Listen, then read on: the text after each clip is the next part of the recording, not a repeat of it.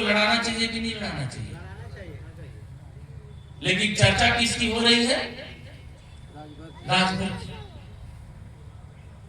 साथियों, भाजपा को अब मुकम्मल जवाब देने का समय आ गया। वो राजनीति आपकी खत्म कर रही है, आपकी सियासी जमीन को खत्म कर रही है। अगर अभी नहीं आप चेत गए तो अगला दौर आएगा तो कहीं भी आप खड़े होने लायक नहीं है। इस हिंदुस्तान की राजनीति में, इस देश की सियासत में यह पहला अवसर रहा है, पहला मुकदमा रहा है जब कोई राजनीतिक मुकदमे में किसी को सजा हुई, और भी 4 साल की। यह भारतीय न्याय व्यवस्था है। पुलिस की गवाही कोर्ट में एडमिसेबल नहीं होती, मान्य नहीं होती, और पुलिस की गवाही पर, और वो भी सारी गवाही हमारे पक्ष में रही, उसके बावजूद भी सजा दी गई, क्योंकि उन्हें पता था कि संजय चौहान अगर बाहर रहेगा तो बिहार में कुछ न कुछ खुराफात करेगा। जनवादी पार्टी बिहार में लड़ेगी, और आप रिजल्ट उठा करके देख लीजिए 2024 का। जनवादी पार्टी बिहार में जहां जहां भी चुनाव लड़ी है, भाजपा वो सारी लोकसभा सीटें हारी, और ये ट्रैक रिकॉर्ड 2020 के विधानसभा का भी रहा है। जनवादी पार्टी जहां जहां लड़ी है, भाजपा चुनाव हारी, और हम भाजपा को मजबूर करने की लड़ाई लड़ रहे हैं कि जैसे दूसरे लोग हिस्सा लेते हैं उसके बाद उसको वोट देते हैं। एक दिन भाजपा इस स्थिति में भी आ जाए कि हम चौहान को हिस्सा नहीं देंगे तो उसका वोट हमको नहीं मिलेगा। हम इस परिस्थिति को बनाने में लगे, और हमारे समाज के लोग भाजपा का साथ देकर के इस स्थिति को बिगाड़ने में लगे। साथियों, मुझे बिहार के चुनाव से बाहर करना था, 5 महीना में रह लिया, चुनाव खत्म हो गया तो फिर आ गया। ये फिर मुझे भेजेंगे, क्योंकि मेरे पास एक मुकदमा नहीं है मेरे ऊपर।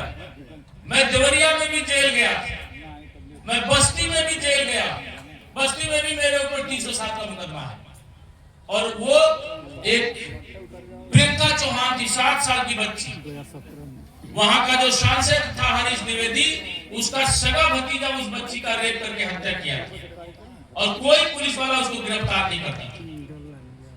जाकर के हम उसी नेशनल हाईवे पे बैठे थे, और इतनी मजबूती से बैठे कि 4 घंटे के बाद डीएम फोन करके कहता है कि आपकी मर्जी होगी तो आप सड़क छोड़ो, न मर्जी हो तो नहीं छोड़ो। और इधर गोरखपुर तो किधर फैजाबाद तक पूरा रोड जाम हो गया। हमने कहा था कि तुम पहले आकर के आश्वासन दो कि बलात्कारी और हत्यारे को गिरफ्तार करोगे कि नहीं करोगे। देखना इसको भी। क्या भाजपा के सांसद के लिए कोई कायदा और कानून नहीं है, उसके भाने के लिए कोई कायदा और कानून नहीं है? वैसे ही हमारे समाज की बहन और बेटियों का बलात्कार करता रहे, मारता रहे, और मेरा समाज सिर्फ देखता रहे। तब जाकर के एसडीएम आया हिम्मत करके, कहा चौहान साहब हमें 2 दिन का समय दे दीजिए, हम गिरफ्तार कर लेंगे। तीसरे दिन उसको नेपाल से पुलिस पकड़ के लाकर के गिरफ्तार करके जेल में डाला।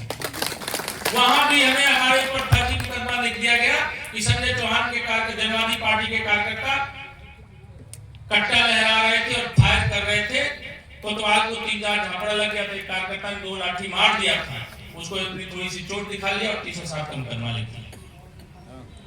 लेकिन मैं इतना जरूर आपको कहता हूं कि सामाजिक सम्मान के सरोकार का मामला, हमारे समाज के सम्मान और स्वाभिमान का मामला होगा तो मुझे जेल और अदालत से कोई डर और भय नहीं है। हम लड़ना नहीं छोड़ेंगे, चलना भी नहीं छोड़ेंगे, और उन्हें बताना पड़ेगा 2027 में, और 2027 से पहले यह माहौल बनाना होगा कि भाजपा वालों तुम दिल्ली और लखनऊ में बैठ करके चौहानों पर जो गिद्ध दृष्टि लगाए हुए और जो कंबल ओढ़ करके सो रहे हो कि ये तुम्हें वोट देने वाले, ये तुम्हारा ललुआ वोटर है, अब ये समाज जग गया है और इसी घोषित विधानसभा में तुम्हें बताने का काम करेगा कि यह समाज अब तुम्हारा वोटर नहीं है, न ही तुम्हारा ललुआ वोटर है अपने पार्टी और अपने झंडे के साथ खड़ा करके अपनी लड़ाई को लड़ेगा, किसी दूसरे के पीछे नहीं चलेगा। मैं जानता हूं इसकी 99% संभावना कि जनवादी पार्टी जब भी खड़ी होती, भाजपा प्रेशर में आती है, हो सकता है घोसी से चौहान को लड़ा भी दे। लेकिन मैं घोसी के लोगों से कहना चाहूंगा कि साथियों, आपको नेता पैदा करना है, ऐसा व्यक्ति पैदा करना है जो सदन में जाकर के आपकी आवाज उठा सके। जो भी दल और पार्टी से हमारे विधायक बने हैं, चाहे वो बब्बर चौहान बने, शिवशंकर चौहान बने, फागू और दारा बने हैं, बाल किशोर चौहान बने हैं, आज हमारे बीच में नहीं है, लेकिन फिर भी मैं इतना जानता हूं, इतना मानता हूं कि बाल किशोर चौहान जैसा विद्वान कोई नेता हमारे समाज में नहीं था। वो पूजनीय थे और जरूरत पड़ी तो उन्होंने सदन में आवाज उठाई, पृथ्वीराज चौहान के अस्थि का मामला उठाया।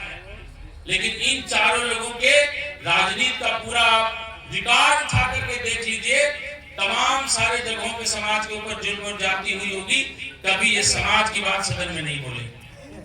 सदन में बोलेगा आपका लीडर जो आपके पार्टी से जाएगा। और मैं आपको भरोसा दिलाता कि इस मऊ के बेटा को पहली बार जिला पंचायत अध्यक्ष की कुर्सी पर संवैधानिक पद दिलाने का काम जनवादी पार्टी ने किया था, तो इस मऊ के बेटा को विधायक बनाने का काम भी पहली बार जनवादी पार्टी ही करेगी, और कोई आपके लिए लड़ने वाला नहीं है, न करने वाला है।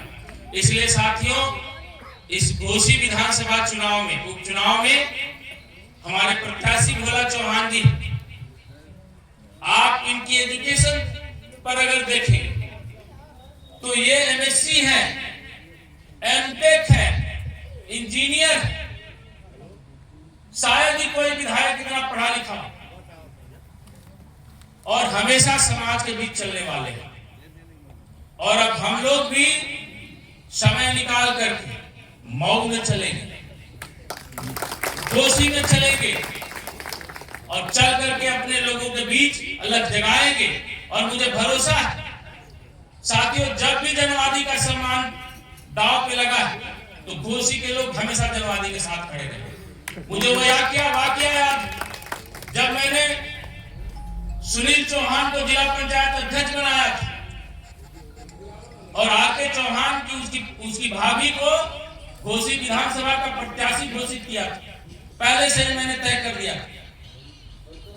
फागू चौहान जी कोपागंज पुलिस में जबरदस्ती आके चौहान को अरेस्ट करवा करके दरोगा से पिटवाया था, बुरी तरह से मारा था, कान में घाव चली गई थी। मुझे किसी ने बताया, मैं सारे कार्यकर्ताओं को कोपागंज थाने में भेजा था, दरोगा कोतवाली छोड़ करके भाग गया था जो मारा था। और मैंने उसी दिन संकल्प लिया कि फागू चौहान जी अब आपके खिलाफ चुनाव लड़ाएंगे। अब तो ये जनवादियों की अस्मिता का प्रश्न हो गया, ये तो समाज की अस्मिता का प्रश्न हो गया कि कोई इस जिले का बेटा अगर वो राजनीति में खड़ा होने का काम करेगा, जिला पंचायत अध्यक्ष बन गया, आप बनने नहीं देना चाहते थे, वो विधायक लड़ने की बात करने लगा, तो आप सत्ता में बैठ करके उसको थाने में पिटवाओगे, उसको बेइज्जत करवाओगे। मैंने मीटिंग बुला करके कहा साथियों, लड़ना जरूरी है। और मुझे फक्र है, मुझे इस बात का गुमान है कि जब नीलम चौहान चुनाव लड़ी तो इसी घोसी के लोग 19,000 वोट उसे देने का काम किए थे और फागू चौहान चुनाव हारने का काम किया। फागू चौहान को घोसी के लोगों ने हराया था, क्योंकि घोसी के लोगों के भी ब्लड में, इस विधानसभा, इस जिले के लोगों के भी खून में आत्मसम्मान है और स्वाभिमान है। तो साथियों, अब उसी आत्म